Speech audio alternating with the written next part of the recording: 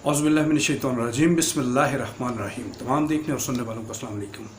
नाज़रीन, काफ़ी दिनों से आपसे कोई बातचीत नहीं हो सकी, कोई मुलाकात नहीं हुई। उसकी वजह ये थी कि रमज़ान के फ़ौरी बाद मैं ऑफ़िस में थोड़ा बिज़ी हो गया था और उससे फ्री नहीं था हुआ, तो मुझे ये वो मौजूदा जो वबा चल रही है इसके सिम्टम कुछ अपने में फ़ील होना शुरू हो गए थे। उसकी वजह से मैं खासा थोड़ा सा परेशान भी रहा, लेकिन अल्हम्दुलिल्लाह मैं बिल्कुल ठीक हूँ।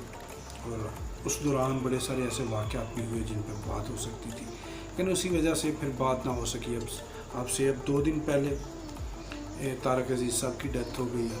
तारक अज़ीज़ साहब का नाम पाकिस्तान में शायद ही कोई ऐसा हो जिसको ना वाकफियत हो का है। तारक अज़ीज़ साहब की ज़िंदगी के बहुत ही कुछ ऐसे वाक़यात हैं जिनको डिस्कस किया जाए जो शायद आम लोगों को नहीं पता उन वाक़यात का।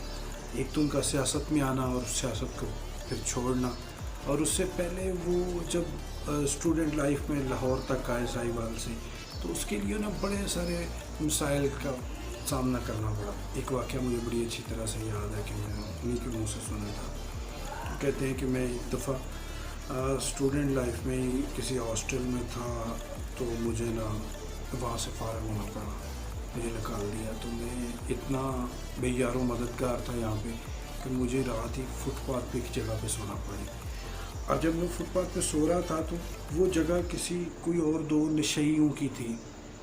वो जब थोड़ी सी रात हुई तो वो नशई अपनी जगह पे आ गए और उन्होंने आते ही मेरी माँ बहनों के साथ अजीब तरह की गालियाँ गलोच ये वो अजीब उनके मरासम बनाना शुरू कर दिया। कहते मैं बड़ा परेशान हुआ।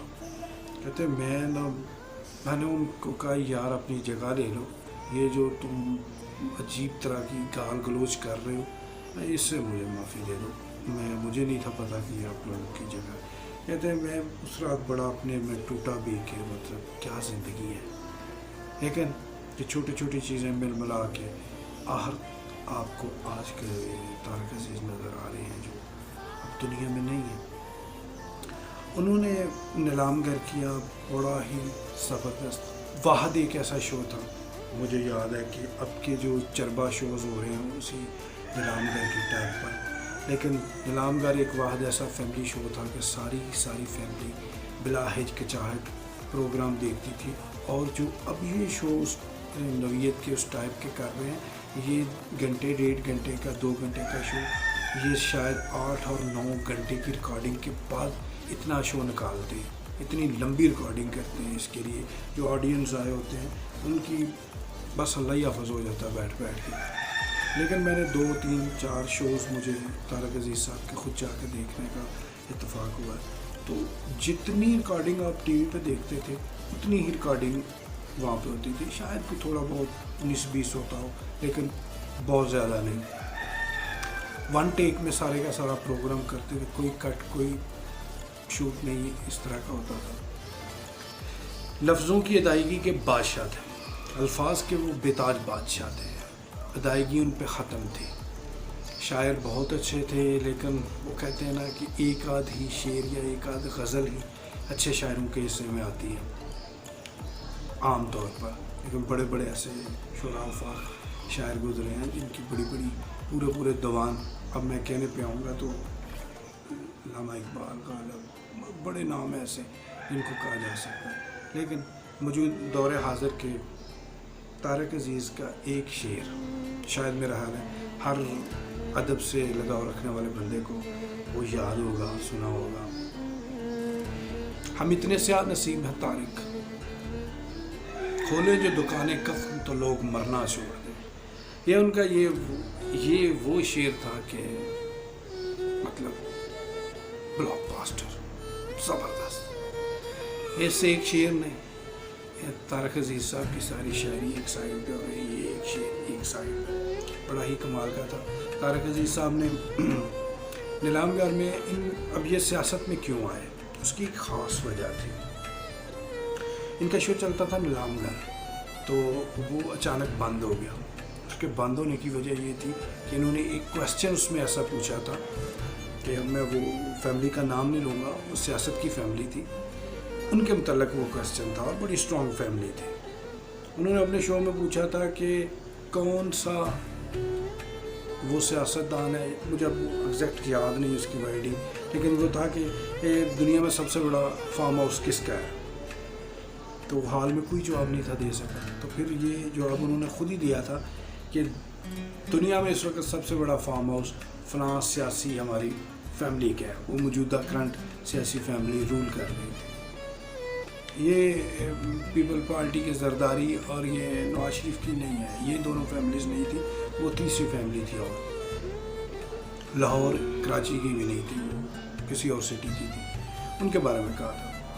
وہ فیملی اتنی مضبوط تھی، ان کی گورنمنٹ بھی تھی، انہوں نے طارق عزیز شو ہی بند کروا دیا۔ اب طارق عزیز صاحب کو یہ احساس ہوا کہ میں اتنا بڑا میرا نام ہے، یہ سب کچھ میرے پاس ہے، میرے پاس صرف یہ اس طرح کی پاور نہیں ہے۔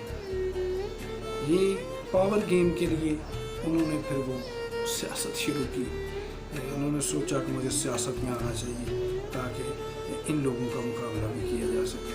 انہوں نے سیاست میں آ کے بڑی ساری ان سے کچھ ایسی چیزیں بھی ہوگی، کیونکہ ان کی پرسنالٹی کو سوٹ نہیں تھی کرتی سیاست میں آنے کی وجہ سے بڑا کچھ گڑبڑ ہوا۔ پھر انہوں نے الیکشن لڑا، الیکشن جیت کے پھر وہ آئے، تو پھر وہ شو بھی شروع ہوا، بڑی دیر تک چلتا رہا، لیکن سیاست میں پھر آنے کے بعد انہیں احساس ہوا کہ یہ میرا کھیل ہی نہیں ہے، یہ میرا کام ہی نہیں ہے، میں جو کام کر رہا تھا وہ بہترین تھا، میں نے غلط سائڈ پہ قدم رکھ لیا۔ اسی ٹنیور میں آپ کو وہ پھر ہائی کورٹ پہ سارا یہ سین یاد ہوگا کہ جس طرح وہ MPMN حضرات لاہور ہائی کورٹ کے اندر چلے گئے دیواریں پھلانگ کر، اور بعد میں ان میں کیس بھی بنا، اور اسی کیس کی پداش میں ان پر پھر وہ پابندیاں بھی لگی، وہ پابندیاں بعد میں ہٹ بھی گئی تھی، لیکن پھر طارق عزیز صاحب نے توبہ کر لی کہ میں سیاست میں نہیں آؤں۔ موجودہ اب ان کی وفات کے ٹائم وہ، اب تو مجھے کرنٹ بالکل آج کل کا نہیں آئیڈیا کہ ان کا کیا تھا، لیکن آج سے کچھ سال 2 سال پہلے وہ عمران خان صاحب کے کچھ مطلب گرویدہ نظر آتے تھے۔ لیکن یہ ساری چیزیں ایک سائڈ پہ ہیں۔ طارق عزیز صاحب کی پرسنالٹی آؤٹ اسٹینڈنگ پرسنالٹی تھی، زبردست پرسنالٹی تھی، انہوں نے شو کیے، ایکٹنگ کی، ایسا شو کیا کہ دنیا کا سب سے طویل شو ہے، گنیس بک آف ریکارڈ میں اس کا نام ہے کہ سب سے لمبا کوئی بھی اسٹیج شو یا کوئی بھی پروگرام ہوسٹ کرنے کا ہو، وہ طارق عزیز صاحب کا تھا ٹائٹل۔ اور جاتے جاتے انہوں نے ایک ایسا کام کیا کہ میرا خیال ہے کہ میں اس دن سوچنے میں مجبور ہو گیا۔ بڑے سارے لوگوں، انہوں نے اپنی ساری پراپرٹی اسٹیٹ بینک کے نام کر دی۔ بڑے سارے لوگوں کا یہ ذہن تھا کہ انہیں اسٹیٹ بینک کے نام نہیں تھی کرنی چاہیے، انہیں کسی ٹرسٹ کو دے دینی چاہیے تھی، کسی ایسے خیراتی ادارے کو دے دینی چاہیے تھی کہ وہ چلتی۔ خیر انہوں نے جو کیا وہ خود بہتر سمجھتے ہیں، انہوں نے اچھا کیا۔ انہوں نے شاید یہ کیا، سوچا کہ میری اپنی اولاد کوئی نہیں، تو میں نے یہ سارا کچھ اسی پاکستان سے لیا، انہوں نے سارا کچھ اسی پاکستان کو واپس کر دیا۔ اب یہ اس پیسے کو، ان کی پراپرٹی کو، دولت کو اچھا استعمال کیا جاتا ہے، برا کیا جاتا ہے، یہ ایک علیحدہ چیز ہے، کیونکہ اسلامی سلطنت میں کانسیپٹ بیت المال کا ہے۔